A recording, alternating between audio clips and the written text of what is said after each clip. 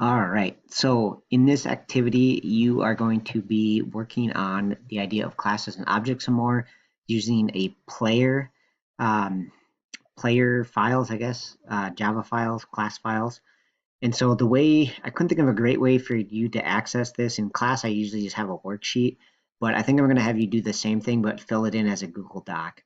So to get started on this, you're going to click this link, which should be in the folder. It'll look a little bit different than this because I'm still building things now, but click on this link and it'll take you to a Google Doc. All right. And then if I set it up right, you shouldn't be able to actually access this. So you need to make a copy. So you're going to do File, make a copy, right? And then just save it somewhere, wherever you want to save it. Okay. And then once you've made a copy, just share it with me, right? So I'm not going to have you turn in anything on Schoology. You're just going to share this doc with me, and then I can check that your work that way. Okay. And so when you get in here, I'm going to zoom it in a little bit so make it easier to see what's going on here. It's actually divided up into three parts. The first part is a player class where I've defined most of the code. You can see the instance variables here, the things that I'm tracking.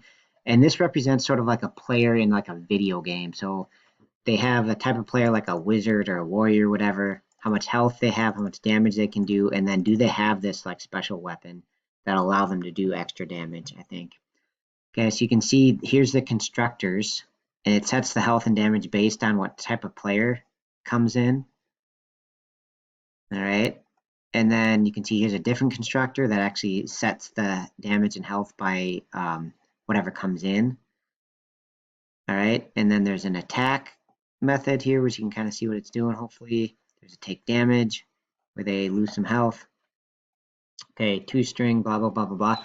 So what you really need to do is find the parts that say your code here.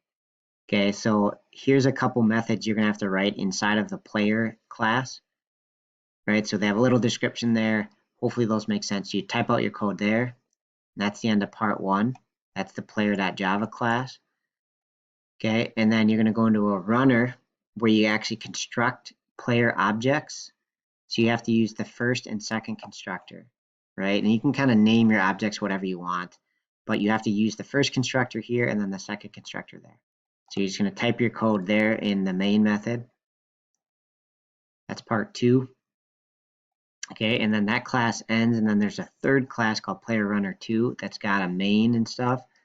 And so you have to just answer these questions. So like, why would this be an error? Why would that code right there be an error? What's displayed by this? Right, so you have to look back through the constructor and everything and say what is displayed by all of these different codes.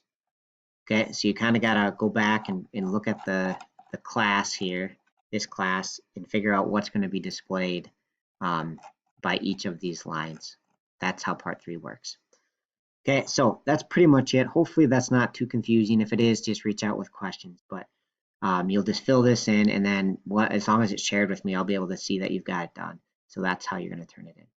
All right, that's it. Thank you for watching.